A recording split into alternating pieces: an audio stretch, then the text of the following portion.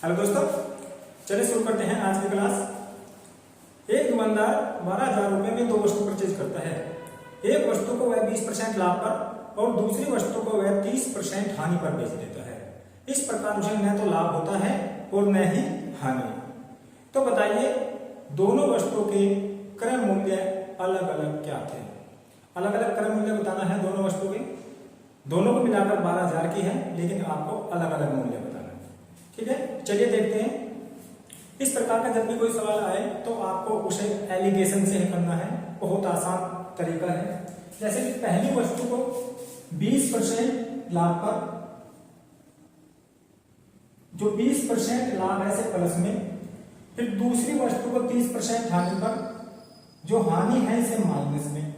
ठीक है, कुल न तो उसे लाभ होता है और न ही हानि। तो यहां पर क्या लिखेंगे? जीरो। न तो लाभ हुआ और न ही हानि। तो जैसे ही एनालिसिस करेंगे, 20 में से 0 जाएगा तो क्या बचेगा? 20। अब 0 माइनस 30 से बड़ा है। क्या है? क्योंकि देखिए, ये नंबर लाइन होती है, यहां पर 0 है। इधर से जो नंबर होते हैं, जितना नंबर बड़ा होगा वो उतना ही छोटा होता जाता है। और 0 से उधर के जो नंबर होते हैं वो सब क्या होते हैं? प्लस में। प्लस के जितने बड़े नंबर होंगे वो उतना बड़ा होगा, और माइनस के जितने बड़े नंबर होंगे उतने छोटे होते जाएंगे। ठीक है, इसलिए हम कहते हैं कि -30 0 से छोटा होता है। तो 0 से जब -30 को घटाएंगे, 0 में से माइनस करना है किसको? -30 को।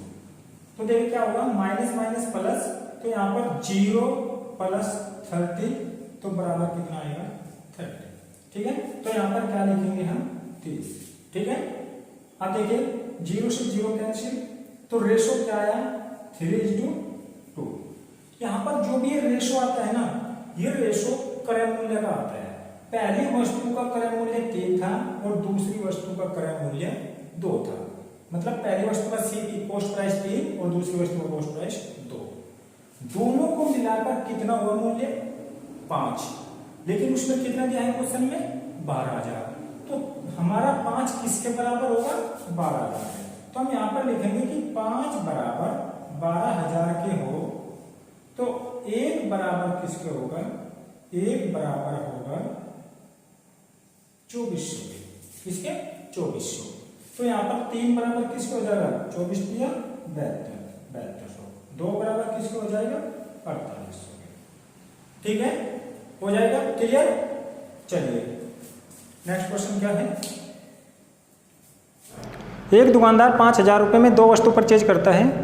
एक वस्तु को 8% लाभ पर और दूसरी वस्तु को 18% लाभ पर बेच देता है। उसे कुल पर 14% का लाभ होता है।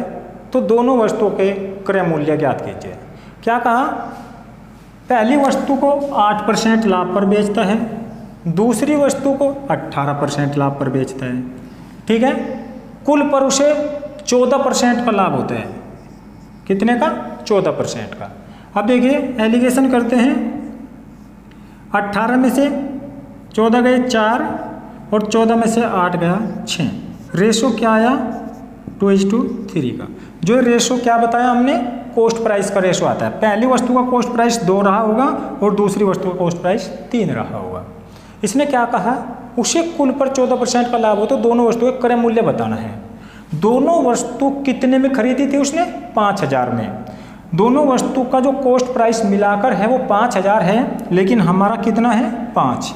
अगर 5 बराबर 5,000 के हो तो 1 किसके बराबर होगा? 1,000 के। ठीक, 1 बराबर 1,000 तो 2 बराबर 2,000 और 3 बराबर 3,000। ठीक है, पहली वस्तु का क्रय मूल्य 2,000 रहा होगा और दूसरी वस्तु का क्रय मूल्य 3,000 रहा होगा। ठीक है, चलिए नेक्स्ट। एक दुकानदार पहली वस्तु को 40% लाभ पर और दूसरी वस्तु को 30% हानि पर बेचता है। उसे कुल पर न तो लाभ होता है और न ही हानि। यदि वह पहली वस्तु को 20% लाभ पर और दूसरी वस्तु को 5% हानि पर बेचे तो उसे कुल पर 120 रुपये का लाभ होता है। तो दोनों वस्तुओं के क्रय मूल्य बताइए। तो उसमें 2 पोर्शन दिए हैं।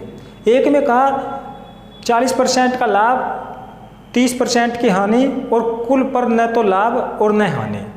फिर उसने कहा यदि इसको 20% लाभ पर बेचा जाता, 5% हानि पर बेचा जाता है तो उसे 120 रुपये का लाभ होता। तो जिसमें कहा आपको 40% का लाभ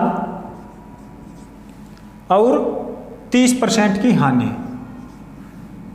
हानि को माइनस में लिखेंगे, और कुल पर न तो लाभ और न ही हानि। तो जब ऐसी कंडीशन हो जिस पर वो कहेगा कुल पर इतने % का लाभ या कुल पर न तो लाभ और न ही हानि, तो आप उसे एलिगेशन से करना उस भाग को। ठीक, अब देखिए 0 में से 30 माइनस करोगे, पहले भी जा चुका, 30 आएगा। 40 में से 30 माइनस 0 माइनस करोगे तो 40 आएगा। रेशो क्या आएगा, 3:4 का रेशो आएगा। मतलब पहली वस्तु का कॉस्ट प्राइस 3 तो दूसरी वस्तु का कॉस्ट प्राइस कितना है, 4। ठीक, कुल कॉस्ट प्राइस तो दिया नहीं, कुल कॉस्ट प्राइस हमें ज्ञात करना है, इसका क्या है और इसका। हम अपनी तरफ से यहाँ मान लेते हैं कि ये वस्तु का कॉस्ट प्राइस 300 रहा होगा और इस वस्तु का कॉस्ट प्राइस 400 रहा होगा। ठीक है, हमने 300 और 400 इसलिए लिया है क्योंकि जब इसकी परसेंटेज निकालेंगे तो बटे के 100 से 2 जीरो कैंसिल हो जाएंगे। ये अनुमानित मान है, हमने माना है फिलहाल।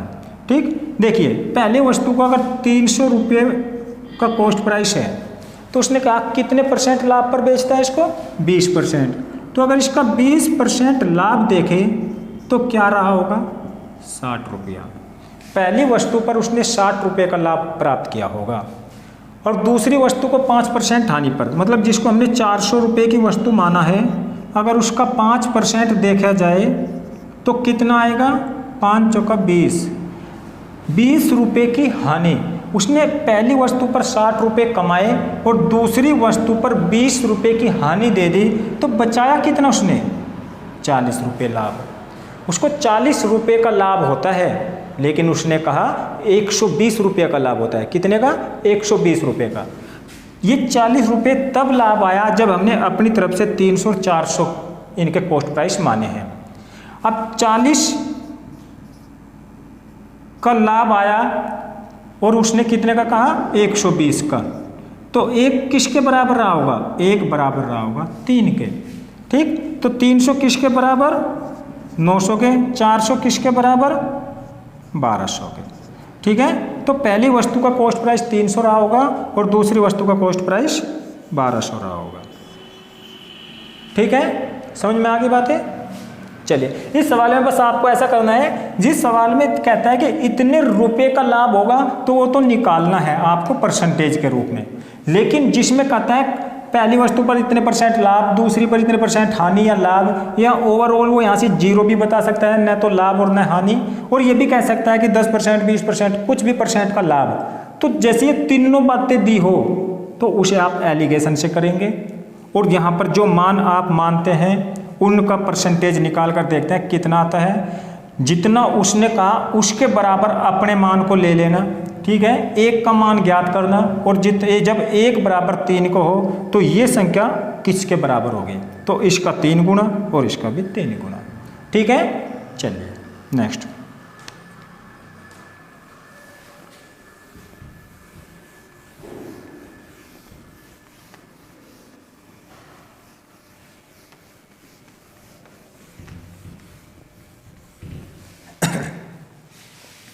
नेक्स्ट सवाल देखिए, एक दुकानदार 10 पेन को 30% लाभ पर व 5 पेंसिल को 20% लाभ पर बेचता है। यदि सभी पेन और पेंसिल का क्रय मूल्य 1200 रुपया हो और उसे कुल 312 रुपये का लाभ हुआ हो तो एक पेन और एक पेंसिल का क्रय मूल्य बताइए। तो ऐसे में आपको क्या करना है, जिधर 10 पेन दिए हैं उन्हें कहा 30% लाभ पर, तो 30% का लाभ इधर लिखना, 5 पेंसिल का लाभ इधर लिखना 20%। ठीक, उसे कुल पर कितने रुपये का लाभ हुआ है। अगर परसेंट में डायरेक्ट देता तो हम यहाँ लिख लेते इतने % का लाभ, लेकिन उसने कहा 312 रुपये का लाभ हुआ है, 312 भी दिया है और हमारे पास कुल कॉस्ट प्राइस भी है दोनों का।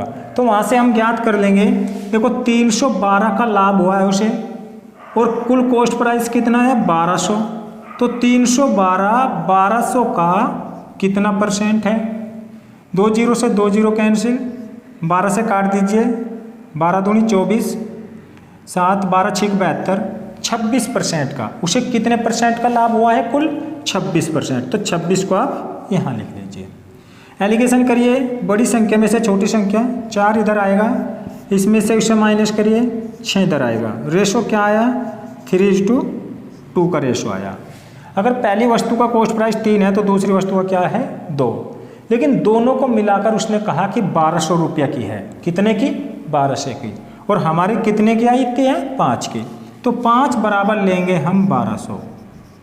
तो 1 बराबर 1 का मान निकालेंगे, कितना आएगा? 240। जब 1 बराबर 240 है तो 3 बराबर किसके होगा? 24 तिया 72, 720 के। 2 बराबर किसके होगा? 24 दूनी 48, 480 रुपये का। ठीक है। अब इसने कहा कि ये जो 720 आया है ये था आपका 10 पेन का। ठीक है। और जो 480 आया है ये था आपका 5 पेंसिल का। ठीक है। तो 720 को आप क्या करोगे? 720 को आप भाग दे देना, किससे? 720 को जैसे ही आप भाग दोगे 10 से तो 1 का मान आएगा 72 रुपये। यह है आपका एक पेन। अगर हमें निकालना है एक पेंसिल तो एक पेंसिल का दाम आ जाएगा आपका 480 को डिवाइड कर देना किससे? 5 से। 5 से डिवाइड लगाओ, 5 नम 45, 5 6 30, 96 रुपये। तो एक पेंसिल 96 रुपये की थी और एक पेन 72 रुपये का था। ठीक है, बात समझ में आ गई है? ठीक है, चलिए